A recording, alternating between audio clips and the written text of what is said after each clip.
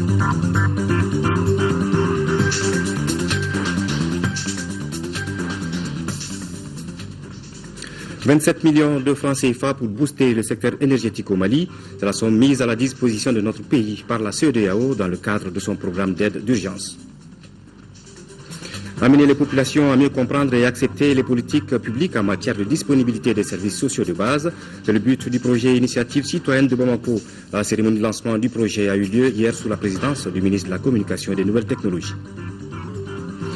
Sport football, tour préliminaire de la Ligue des Champions. Après la qualification du COB cet après-midi en Coupe CAF, la SRL de Bamako va tenter de valider sa qualification demain samedi contre les Phares du Maroc, tandis que l'équipe nationale féminine, en déplacement à Abidjan, sera face aux éléphants de Côte d'Ivoire dans le cadre des éliminatoires de la CAN Namibie 2014. Mesdames, Messieurs, bonsoir et bienvenue à l'information sur l'ORTM.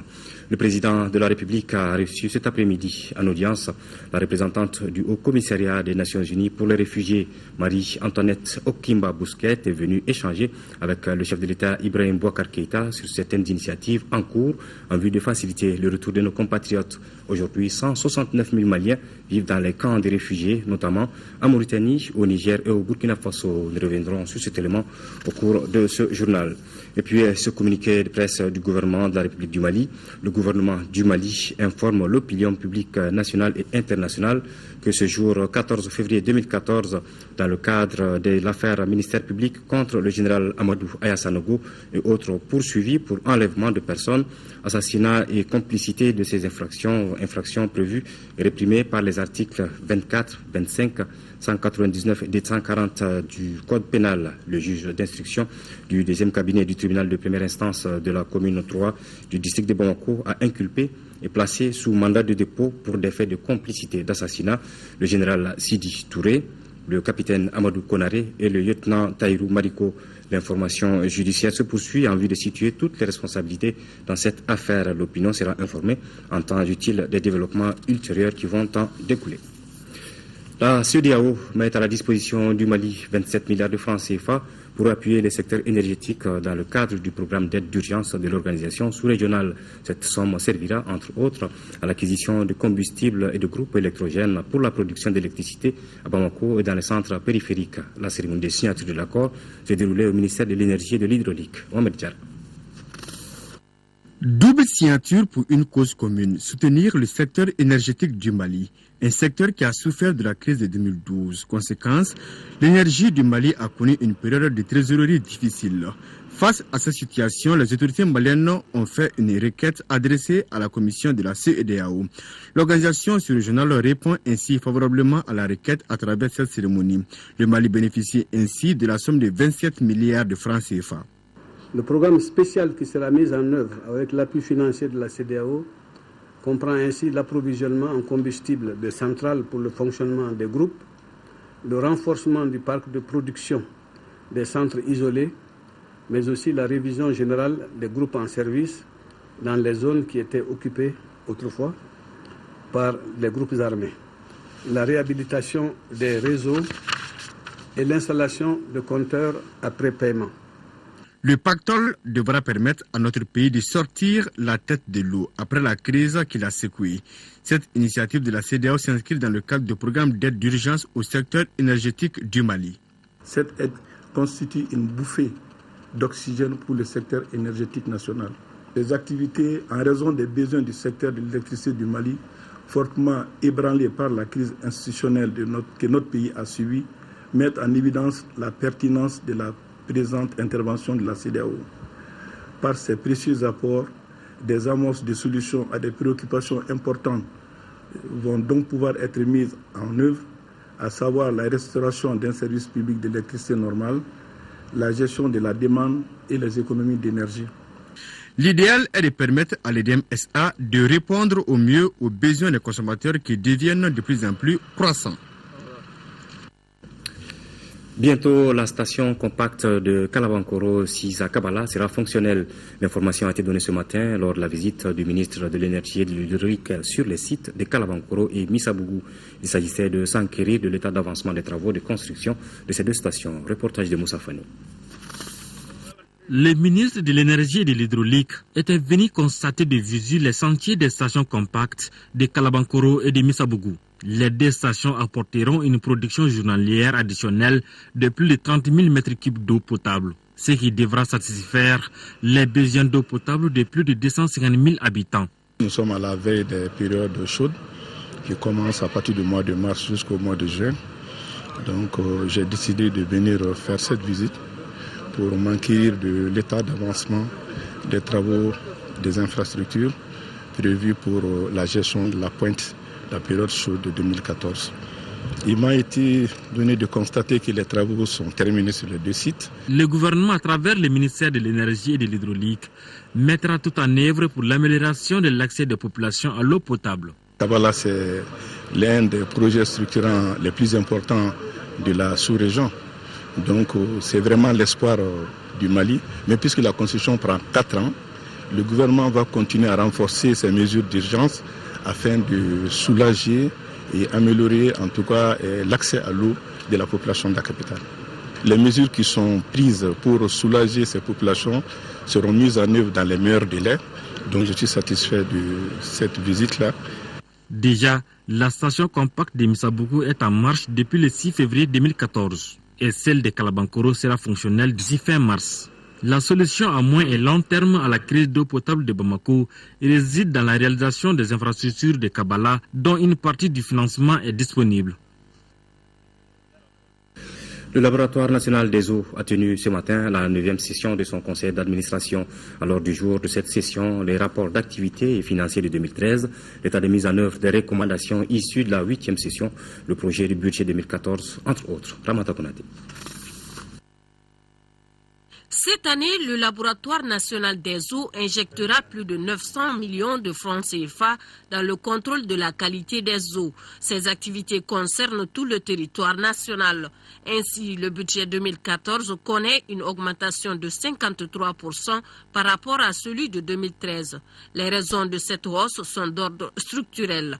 Cette augmentation est due du fait que le laboratoire compte mener beaucoup d'activités et évoluer sur l'ensemble du territoire national.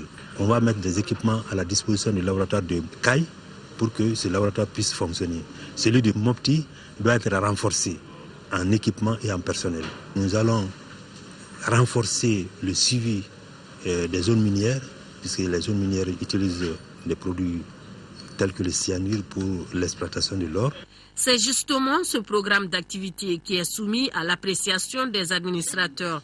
Il passe également au peigne fin l'exécution des activités de 2013. Sur une prévision de 19 765, le laboratoire national des eaux a réalisé 10 947 analyses d'échantillons d'eau, soit un taux d'environ 55%.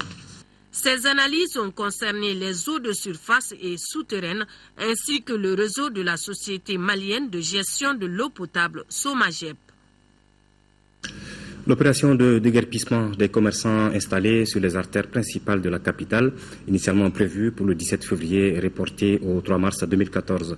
C'est ce qui ressort des négociations survenues entre le ministre du Commerce et ses collègues de la sécurité intérieure, de l'urbanisme et de la politique de la ville.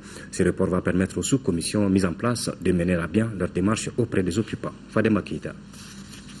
Ultime rencontre entre le ministre du Commerce et les 3 sous-commissions représentant les commerçants revendeurs installés anarchiquement sur certaines voies publiques.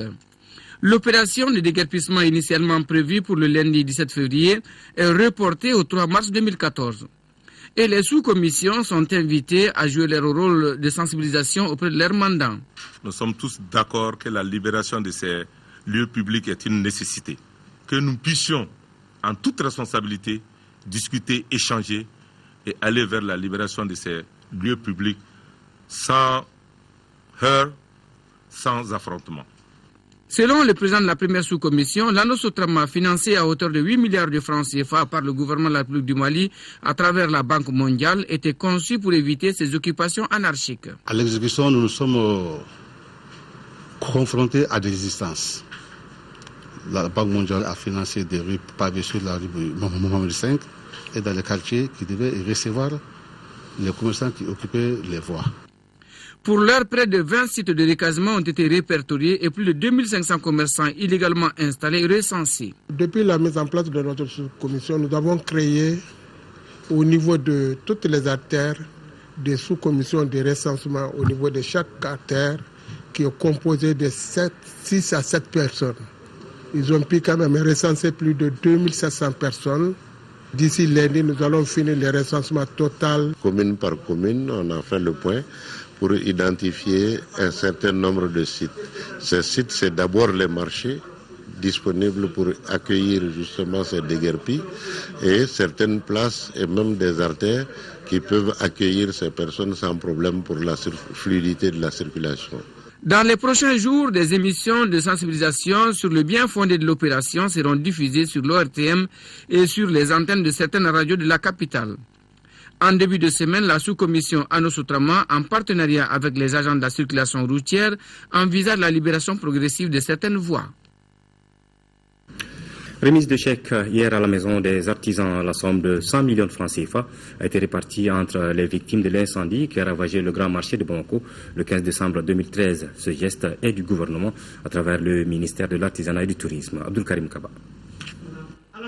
Le gouvernement voit le secours des victimes de l'incendie qui a touché une partie de la grande mosquée de Bamako et de la maison des artisans. Souvenez-vous, dimanche 15 décembre 2013, un incendie s'est produit en cet endroit. Le gouvernement a offert 100 millions de francs CFA aux victimes. L'incendie survenu le 15 décembre 2013 a anéanti les efforts de survie d'une partie non négligeable des artisans et commerçants du couloir Maison des artisans et Grande Mosquée. Dans un état de solidarité nationale, le gouvernement a mis à la disposition du ministère de l'Artisanat et du Tourisme la somme symbolique de 100 millions de francs CFA pour soutenir les victimes de l'incendie. Les commerçants et artisans ont reçu des chèques entre 6 millions et 20 000 francs CFA. De commun accord du ministère chargé de l'artisanat et du comité de crise, la dite somme sera gérée selon la répartition suivante. Volume à partager à la proportionnelle au profit des bénéficiaires sélectionnés, 75 millions de francs CFA. Coût de restauration des murs de la maison des artisans, d'une partie de l'immeuble de Bazoumana Fofana, d'une partie des locaux de la grande mosquée, les frais d'expertise, les frais d'huissier, les charges de fonctionnement du comité de crise et d'organisation de la cérémonie de remise officielle des chèques. Cela s'élève à 25 millions de francs CFA. Ce geste du gouvernement n'est pas une récompense, mais un moyen d'aider les victimes à sortir de cette crise, a ajouté le ministre de l'Artisanat et du Tourisme. Les bénéficiaires ont remercié les autorités pour ce geste combien important à leurs yeux. Amener les populations à mieux comprendre et accepter les politiques publiques en matière de disponibilité des services sociaux de base, c'est le but du projet intitulé Initiative citoyenne de la coordination des chefs de quartier de Bamako. Il s'agira d'impliquer les chefs de quartier et les autorités traditionnelles dans la sensibilisation des populations en matière de scolarisation des filles d'une part et de l'alimentation des nourrissons et des jeunes enfants d'autre part. Alousseni Touré. Ce n'est pas fortuit si les enfants ont pris d'assaut cette salle de conférence de la Maison de la Presse. L'initiative en cours de lancement concerne exclusivement les enfants dont la scolarisation et l'alimentation préoccupent l'UNICEF et ses partenaires. Depuis plusieurs années, le Mali est confronté à un certain nombre de problèmes au plan de la sécurité nutritionnelle des enfants et au plan aussi de la performance de son système éducatif. L'initiative citoyenne de la coordination des chefs de quartier traduit l'engagement des autorités coutumières de s'impliquer résolument dans la sensibilisation des populations afin de les amener à un véritable changement de comportement en matière de prise en charge des enfants. Il s'agit là d'une activité majeure post-crise allant dans le sens de l'opérationnalisation des recommandations fortes issues des États généraux de la décentralisation, des assises nationales sur le Nord et des assises régionales de Gao, qui instruisent l'inclusion et la valorisation de la place et du rôle des autorités traditionnelles dans le cadre de la démocratie, de la décentralisation et de la mise en œuvre des politiques public. Le changement de comportement exige une forme de communication que compte prendre en charge le ministère de la Communication et des Nouvelles Technologies. Qu'il s'agisse de la scolarisation des filles, de l'alimentation du jeune enfant, les statistiques sont encore en deçà des attentes en termes de résultats. Aussi, le challenge nécessite donc le recours à la communication par un changement de comportement. Pour relever le défi, la composante communication pour le développement de la société civile, dont les leaders traditionnels regroupés au sein de la coordination des chefs de quartier du district de Bamako. L'initiative engage toutes les communes du district et fait intervenir, outre les chefferies traditionnelles, les structures institutionnelles sectorielles concernées. Nous le disions en début du journal, le président de la République a reçu cet après-midi en audience la représentante du Haut Commissariat des Nations Unies pour les réfugiés, Marie-Antoinette Okimba Bousquet, qui est donc venue échanger avec le chef de l'État Ibrahim Boubacar Keïta sur certaines initiatives en cours en vue de faciliter le retour de nos compatriotes.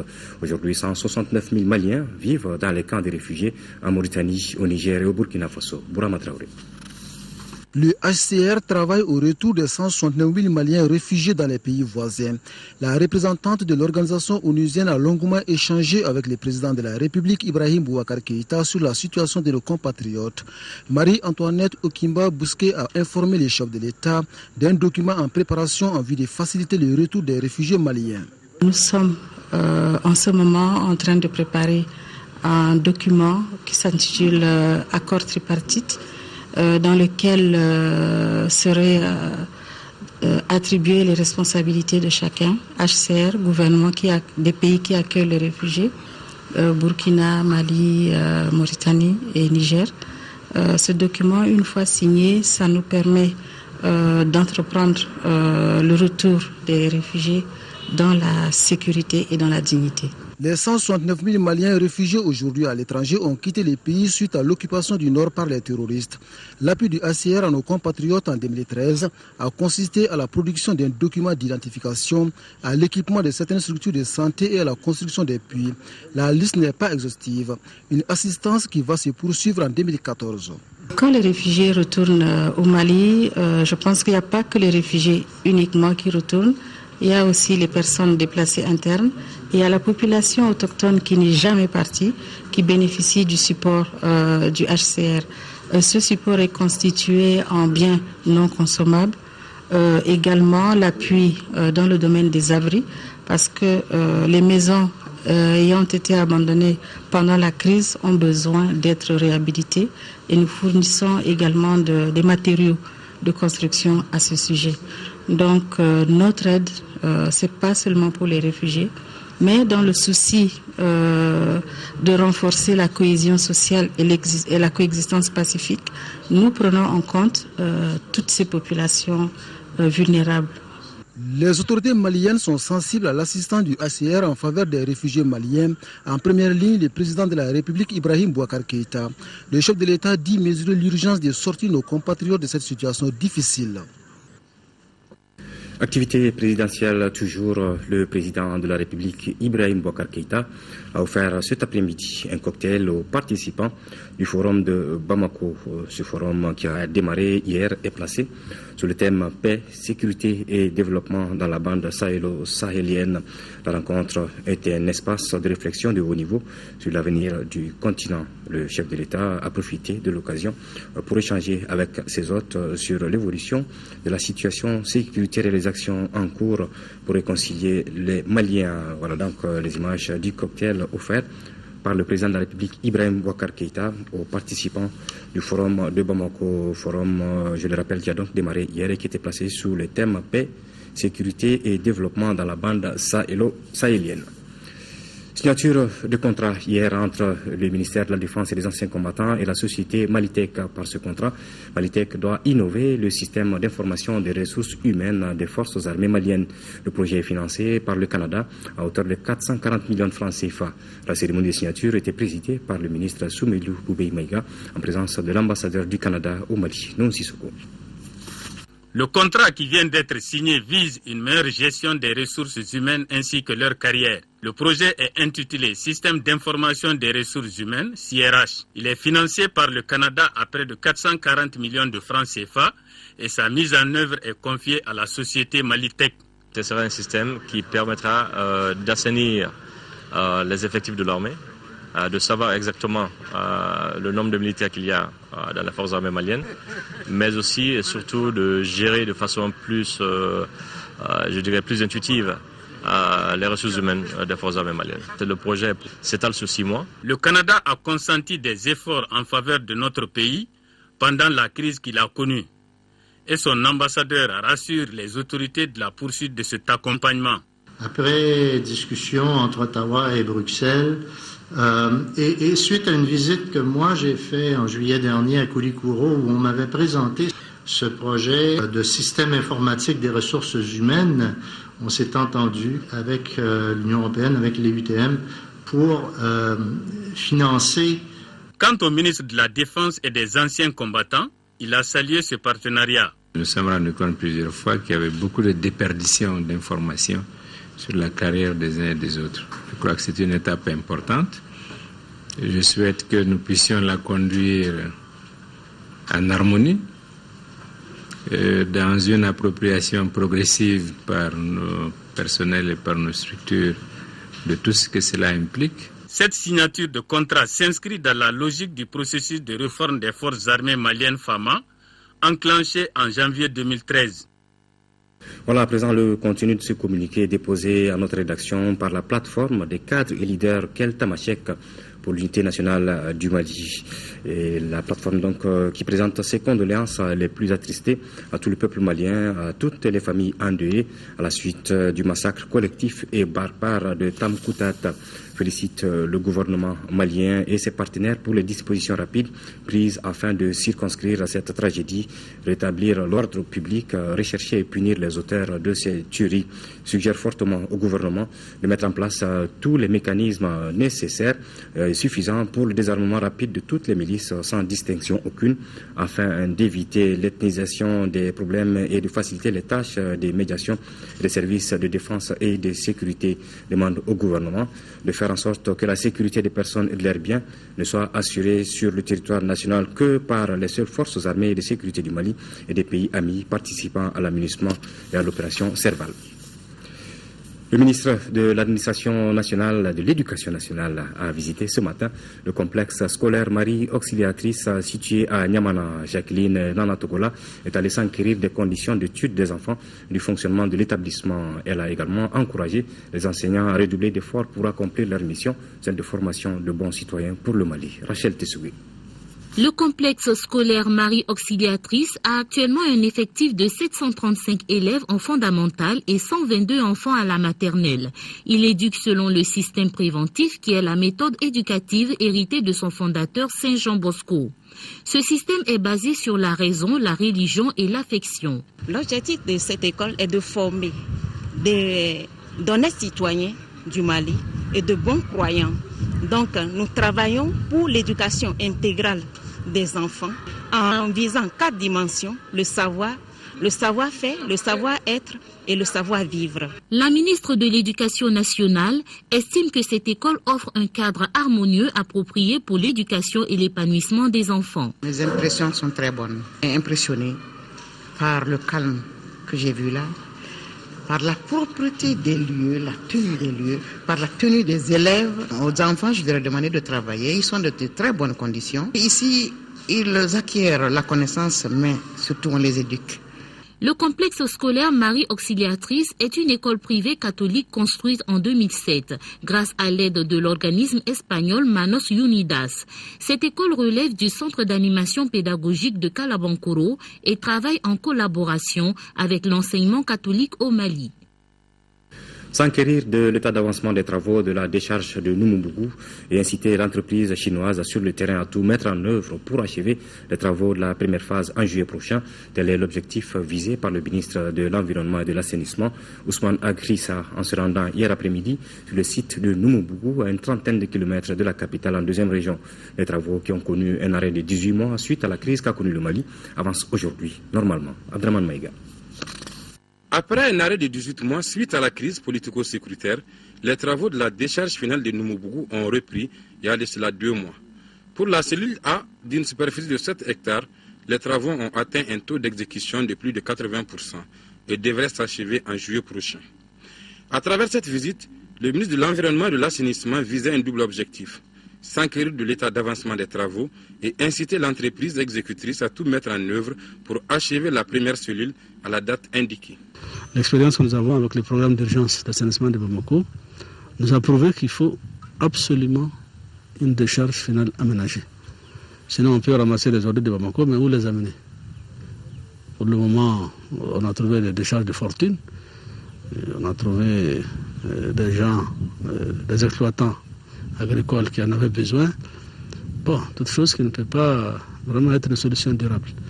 Donc c'est fondamental qu'il parle du programme d'assainissement, parle nécessairement, et comme préalable à mon avis, d'une décharge finale aménagée, opérationnelle, et conforme aux normes en la matière. Cette visite rentre dans le cadre du programme d'urgence entrepris par le département de l'environnement et de l'assainissement. Il a pour but de débarrasser Bamako des ordures qui jadis constituent un casse-tête pour la population. Le constat est net, on ne met pas suffisamment d'argent dans l'aménagement de la décharge. Donc ça coûte extrêmement cher. Pour l'aménagement que nous venons de visiter, nous sommes à peu près, de façon approximative, environ 5 milliards de francs CFA déjà investis. Vous voyez que les travaux ne sont pas terminés.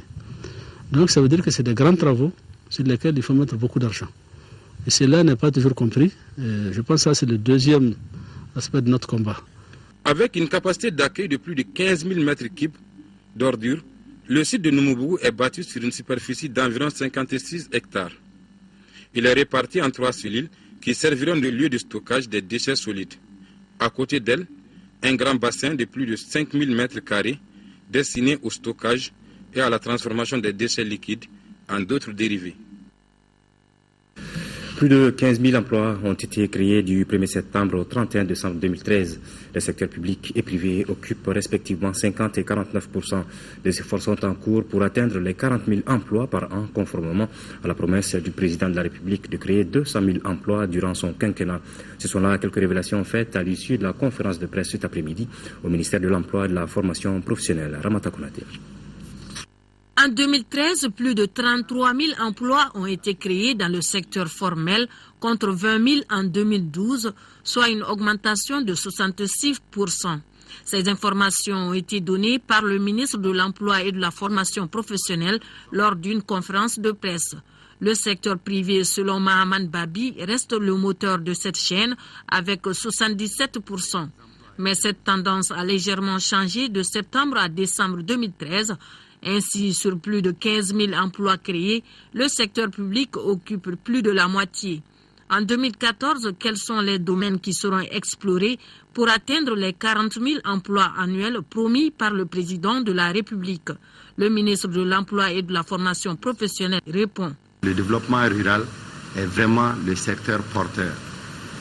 Il faut que ce soit dans l'agriculture, dans l'élevage, dans la pêche.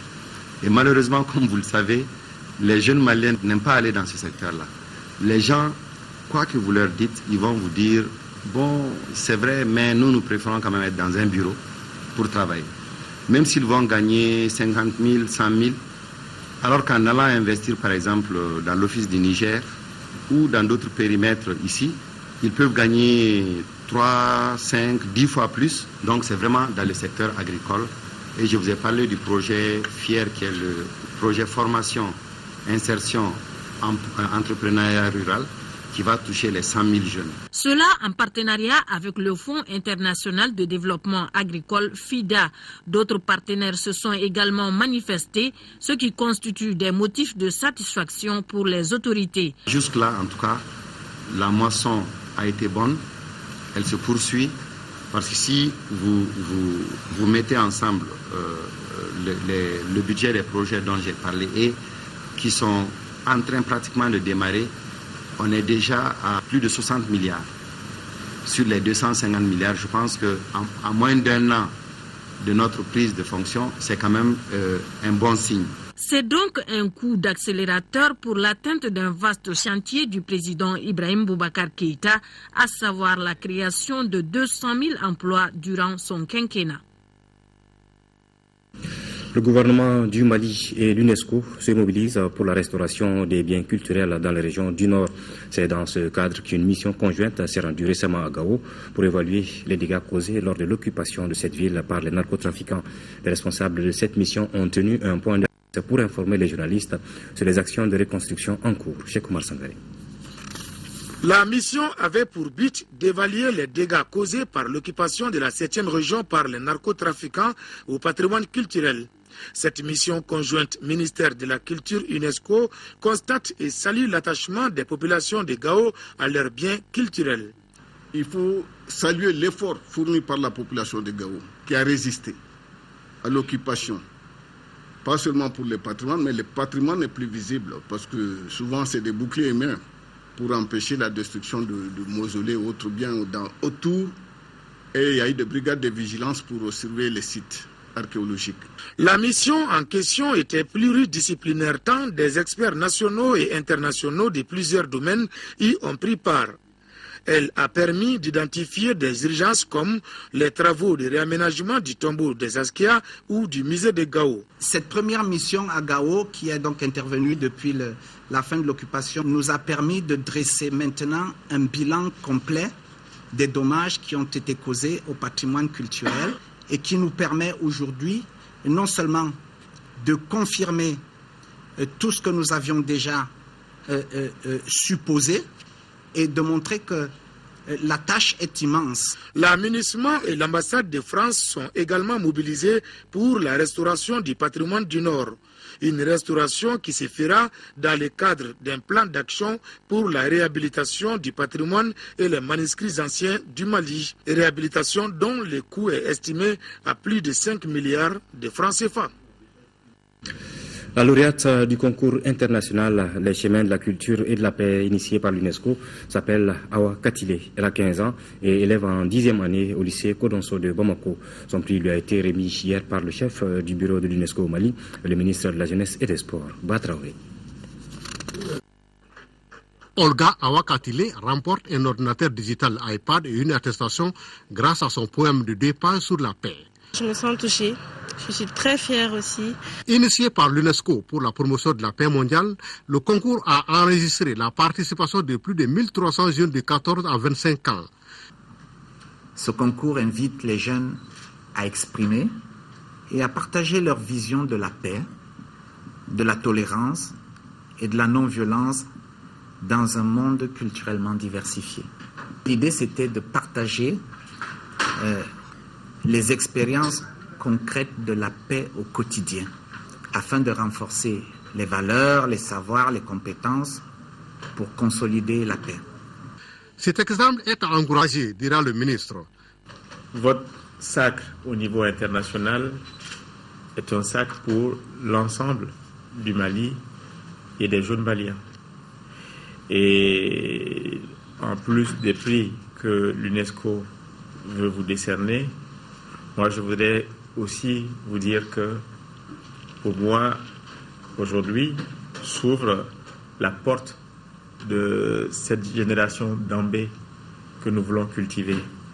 Une génération faite d'excellence, de recherche de performance et d'exemplarité, pour que, par l'exemple, vous puissiez influer également sur les autres jeunes. Rappelons qu'au cours de ce concours pour la compréhension mutuelle, 400 œuvres avaient été soumises au jury. En deuxième région, le budget en recettes et en dépenses de l'Office du périmètre irrigué de Baguinda s'élève à plus d'1,7 milliard de francs CFA, une légère diminution par rapport à l'exercice 2013. Les administrateurs ont également examiné le rapport d'activité et le budget de 2013 ainsi que le programme d'activité de la campagne 2014. Reportage de Cédou Traoré. À l'office du périmètre irrigué de Baginda, l'accent sera mis pour 2014 sur l'augmentation de la production agricole. Cette année, l'objectif recherché est de produire à terme plus de 24 000 tonnes de céréales, dont 19 400 tonnes de riz paddy, 2 400 tonnes de maïs et environ 500 tonnes de mil sorgho. Une ambition mesurée des membres du conseil d'administration lors de cette 17e session. L'atteinte de ces objectifs nécessite la capitalisation par les producteurs et les agents depuis conseil. Les échéances vécues sur le terrain en 2013. À la faveur des efforts fournis, le rendement du riz a augmenté d'environ 1,42%. Et celui de la production avec 0,30%. Les administrateurs ont planché sur les recommandations de la 16e session et le budget au 31 décembre 2013. Ils ont échangé sur le rapport d'activité de la campagne agricole écoulée, examiné les activités de 2014 sans oublier le budget de l'année en cours. Un budget en recettes et dépenses qui connaît une diminution de plus de 29% par rapport à l'exercice de 2013. L'année dernière, il y avait un projet. Le projet d'intensification du périmètre de Baginda qui est financé par la Banque africaine de développement et par le gouvernement du Mali à travers le budget spécial d'investissement. Ces montants ont beaucoup réduit, presque de moitié. Les administrateurs ont salué la direction de l'office et l'encadrement technique pour l'appui conseil des producteurs. Le conseil d'administration garde l'espoir quant à l'atteinte des objectifs, cela avec la volonté affichée des autorités de faire l'agriculture le levier de la croissance économique. Le retour de la paix dans notre pays et entre autres adoption de la politique de développement agricole sont des atouts favorables selon les administrateurs dans l'atteinte de l'autosuffisance alimentaire. Les populations de la commune de Douolomfla se sont réconciliées dimanche dernier. C'était au cours de la rencontre initiée par le chef du village de Touba. Cette rencontre a permis de mettre fin aux différends entre deux tendances à l'issue des élections communales de 2009. Outre les populations de la commune, les autorités locales et les députés élus à Banamba étaient présents à cette assemblée. Nous, Sissoko, reportage. Près de 2000 personnes venues des 31 villages de la commune de Douolomfla ont pris part à cette rencontre de réconciliation. Les partis en conflit depuis 2009 au sortir des élections communales ont accepté d'enterrer la hache de guerre. Un geste qui fait suite à la demande du chef de village de Touba, Kandé Sila. La démarche s'inscrit dans les priorités gouvernementales. Nous pouvons dire qu'aujourd'hui à Douolomfla, nous sommes garantis de la non-répétition. Parce que ce qui s'est passé, tout le monde, chacun en a eu pour son compte. Parce que nous sommes tous des frères et des sœurs. Nous sommes issus du même sang. Alors, si aujourd'hui, le chef de village a eu cette belle initiative de convier tous les enfants du village, tous les enfants du terroir, de venir se pardonner sur la base d'une lecture complète du Coran, avec des bénédictions, et je pense qu'on ne pouvait pas mieux avoir, et on peut vivre dans l'espoir que plus jamais ça. Cette réconciliation a été saluée par les autorités locales. Selon elles, sans cohésion sociale, il n'y a pas de développement. La détente retrouvée s'est concrétisée par des échanges entre les anciens antagonistes qui ont aussi partagé le même repas. Du sport à présent dans ce journal, tour préliminaire des compétitions africaines de clubs. Demain samedi, l'AS Real de Bamako joue son match retour de la Ligue des Champions contre les forces armées royales du Maroc. Les Scorpions de Bamako, qui ont fait match 2 buts partout à l'aller, sont en ballottage favorable pour se qualifier. Le point avec Al Jumatina. Le match nul 2 buts partout du Real en terre marocaine devant les forces armées royales du Maroc peut s'avérer payant ce samedi pour les nôtres, en vue d'accéder au tour suivant de la Ligue africaine des champions. Une occasion que les Scorpions entendent saisir à tout prix, d'où la motivation des acteurs. On prépare très bien quand même la rencontre parce qu'on s'entraîne très dur pour rencontrer. On est très concentré. On a des objectifs cette année, comme la Ligue. On veut passer cette étape quand même. Avec le groupe, ça va aller. Parce que cette équipe de fois n'est pas imbattable, on pense qu'on peut les gagner. Cependant, il est préférable, du moins nécessaire, de rester vigilant et discipliné pour pouvoir se défaire de l'équipe marocaine, qui ne semble pas une proie facile au regard de ses potentialités. À la traîne en championnat, la clé du match pour les Noirs et Blancs de Bamako est sans ambiguïté. La clé de cette rencontre n'est autre qu'on accepte réellement d'être discipliné sur le plan tactique et de jouer notre football et de ne pas se presser, de ne pas être sous pression de tout ce qui se passe autour de l'équipe. Je pense sincèrement qu'on peut passer ce cap. Dans la grande famille de l'AS Real, rien n'a été négligé. car l'on pense que la rencontre est à la portée des siens. Nous renforçons toutes les dispositions qui ont été prises au match aller. Nous avons appelé tous les cadres du Real, tous les anciens, pour venir les briefer, les encourager, pour les galvaniser et leur dire que la chose est possible. Il faut qu'ils sachent qu'on joue 90 minutes plus les arrêts de jeu, qu'ils s'y mettent et je pense que la réussite sera au bout. La cuvée 2014 du Real est certes jeune, mais ne manque pas d'arguments à l'image du match aller pour mettre fin aux ambitions des Fararaba, 12e dans leur championnat avec 16 points en 15 rencontres jouées, dont 7 défaites. Du foot féminin à présent avec les Aigles du Mali dames qui se sont envolés pour Abidjan en Côte d'Ivoire en vue de participer aux éliminatoires de la Coupe d'Afrique des Nations Namibie 2014. Elles joueront demain samedi contre les éléphants de la Côte d'Ivoire. Avant leur départ, notre reporter Assa Soumaré a fait un tour sur le terrain d'entraînement à Kabbalah. Voici son reportage. Les Aigles footballeuses qui participent à ces éliminatoires de la Coupe d'Afrique des Nations sont très motivées et déterminées à remporter ce match aller face à la Côte d'Ivoire. Après leur déroute aux éliminatoires de la CAN passée, elles sont ambitieuses et cette ambition passe nécessairement par un bon premier match, c'est-à-dire gagner avec la manière et surtout que le match aller se joue à Abidjan. On est en train de travailler, seul le travail paye et ceci on est en train de le faire bien. C'est pour ça promet. Le football est universel, il y a des comportements à tenir et ce comportement-là vont nous amener à aller vers nos objectifs qui sont la qualification. Même si l'adversaire s'appelle la Côte d'Ivoire, l'esprit de groupe est la sérénité et les joueuses doivent garder les pieds sur terre. L'état d'esprit est au beau fixe, il y a la cohérence, la cohésion. Il y a tout, quoi. Je veux dire, les joueurs sont disciplinés. Ce que le coach nous a fait, vraiment, je pense qu'on peut aller nous défendre en Côte d'Ivoire. Selon la présidente de la commission centrale du football féminin de la FEMAFOOT, toutes les conditions nécessaires ont été réunies pour la bonne préparation de cette équipe. C'est pour mettre l'équipe en jambe en vue d'affronter les matchs. Un mois de préparation, on aurait voulu avoir plus que ça, mais bon, compte tenu des conditions, quand même, on est en place. Oui. Donc, j'ai confiance. Le mot d'ordre du groupe, c'est la confiance et la solidarité. L'emblème du Mali, c'est l'aigle et cette formation sortira ses griffes pour gagner cette manche aller face à leurs homologues de la Côte d'Ivoire ce samedi 15 février 2014 à partir de 15h à Abidjan. Première bonne nouvelle dans ces compétitions africaines, c'est avec le COB qui se qualifie pour les 16e de finale de la Coupe de la Confédération africaine de football. Cet après-midi, au compte du match retour des préliminaires, le club olympique de Bamako a battu les Libyens d'Al-Ali par le score d'1-0. Abdul Karim Kaba. Le club olympique de Bamako assure l'essentiel à la maison. Au stade Modibo Keïta, au compte du match retour des préliminaires de la Coupe de la Confédération, le tout s'est joué en seconde période. La première mi-temps étant bouclée à 0-0. 2 minutes après la reprise, les Olympiens ouvrent la marque. Sur un corner de Modibo Konté, Yacouba Doumbia ne laisse aucune chance à Mohamed Fatih Abdallah, meilleur gardien du Derrière-Chan.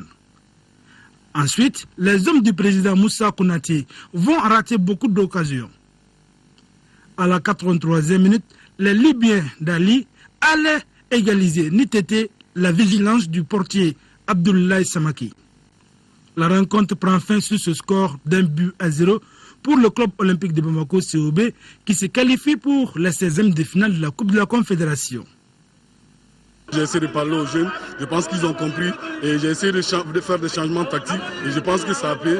Je les ai dit de jouer. Ces matchs-là, personne ne peut nous donner cette victoire si ce n'est pas ces jeunes-là. Et ils l'ont compris et Dieu merci, on a une victoire à la clé et la qualification. Je suis très content par la prestation de mes coéquipiers. Tout ce qu'on s'est dit, on a pu tout mettre en place afin de réaliser le score. Voilà, le match est terminé 1-0, tout le monde est content. Donc on va faire face pour poursuivre les autres rencontres. Le match s'est terminé en queue de poisson. Les Libyens s'en sont pris aux arbitres, aux forces de l'ordre. Voilà, et ce qu'on peut retenir, c'est la qualification, la bonne nouvelle, la qualification donc du club olympique de Bamako pour le prochain tour de cette Coupe CAF. Voilà, c'est tout pour cette édition. Merci de l'avoir suivi. Retrouvez l'information demain à 13h avec Amadou Sankaré et à 20h avec Ibrahim Djombele. Merci et bonsoir.